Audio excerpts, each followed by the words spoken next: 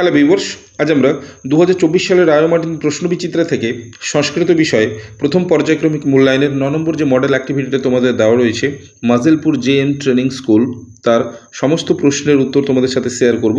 So viewers, তোমরা ভিডিওটিকে skip না করে সম্পূর্ণটা মন দিয়ে দেখো। কেমন? দেখো, একের দাগে কি বলেছে?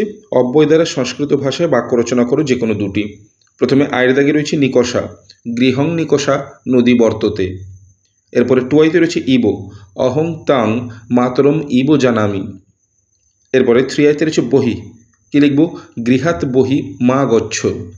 এরপরে আইভিতে রয়েছে প্রাতঃ শয্যাং পরিত্যজেত। এরপরে চলে আসবো আমরা দুইয়ের দাগে। দেখো, দুইয়ের দাগে কি বলেছে? ধাতুরূপ লেখো যে কোনো দুটি। প্রথমে আয়ের দাগে দেখো, ভূ ধাতুর লোট মধ্যম পুরুষ এক বচন হবে ভব, ভ ব।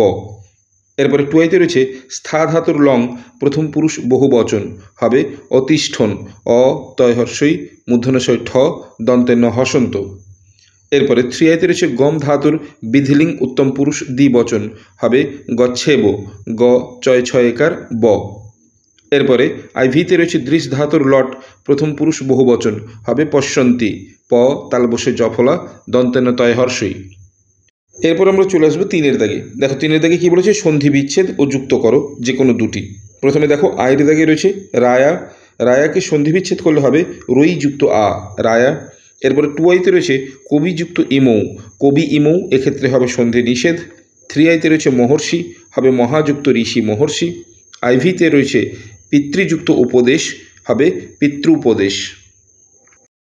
এরপরে চারের দাগে দেখো, চারের দাগে কি বলেছে? শব্দরূপ লেখো যে কোনো দুটি। প্রথমে বলেছে পতি শব্দের দ্বিতীয়ার বহুবচন হবে পতিন, প তয় দীর্ঘই দন্তান্ন হসন্ত। এরপরে টুয়াইতে রয়েছে সাধু শব্দের প্রথমার দ্বিবচন হবে সাধু, দন্তেশ আকার ধয় দীর্ঘ সাধু। এরপরে থ্রিয়াইতে রয়েছে সুধি শব্দের সপ্তমীর এক বচন হবে সুধি ই, দন্তেশ হর্ষৌ ধয় হর্ষই অন্তস্তয় হর্ষই। এরপরে আইভিতে রয়েছে সখী শব্দের ষষ্ঠীর বহুবচন হবে সখ্য, দন্তেশ্ব ক্ষয় জফলা ওকার বিসর্গ।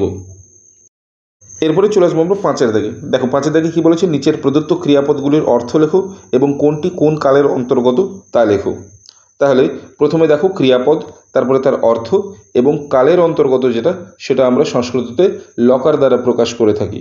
তাহলে প্রথমে রয়েছে ভবিষ্যতি, ভবিষ্যতি কথার অর্থ হচ্ছে হবে, তার লকার বা কাল হবে রেট অর্থাৎ ভবিষ্যৎকাল। এরপর টুয়াইতে রয়েছে গচ্ছ, গচ্ছ কথার অর্থ হচ্ছে যাও, এটা হচ্ছে লোট লকারের অন্তর্গত। এরপরে থ্রিয়াইতে রয়েছে তিষ্ঠেত, তিষ্ঠেত কথার অর্থ হচ্ছে থাকা উচিত, এটা বিধিলিং লকারের অন্তর্গত। এরপরে আইভিতে রয়েছে অপশ্যৎ, কথার অর্থ হচ্ছে দেখেছিল, এটি লং লকার বা অতীতকালের অন্তর্গত।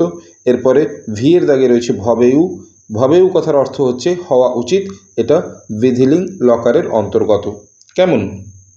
সো ভিউয়ার্স, এই ছিল তোমাদের model activity 9 Majilpur JM training স্কুলের সম্পূর্ণ ভিডিও। কেমন লাগলো অবশ্যই আমাকে কমেন্ট করে জানাবে।